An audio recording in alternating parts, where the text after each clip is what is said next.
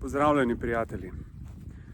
Pa sem se opogumil tudi sam prispevati delček k akciji Stotinka za gospoda.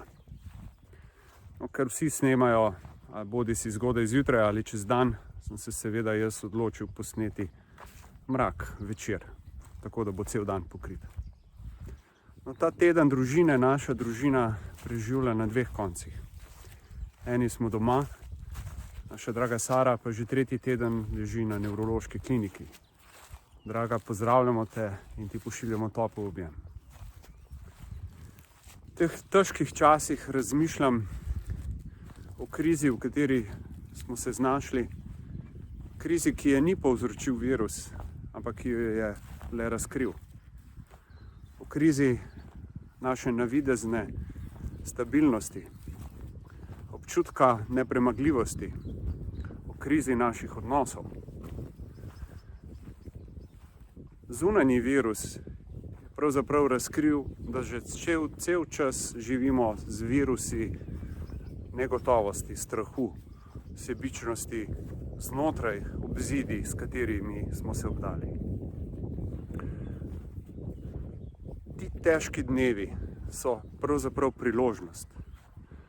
Ne da podležemo skušnjavi, da bi želeli nazaj, v stare tire, na star način razmišljanja in obnašanja.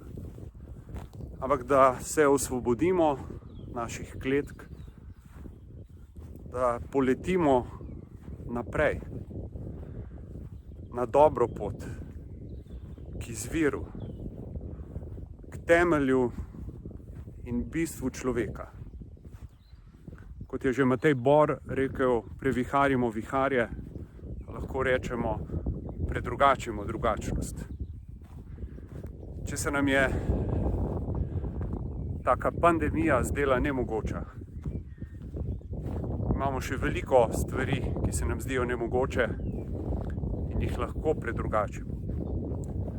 Potrebna je le naša odločitev. Odločitev vsakega posameznika, ki bo prispevala k drugačni družbi, drugačni prihodnosti. Priložnost, da začnemo graditi zares odnose, ki so bistvo človekovega življenja. Človek brez odnosov je v osamitvi. Ni virus povzročil samo osamitve, ampak smo v samo osamitvi sami živeli.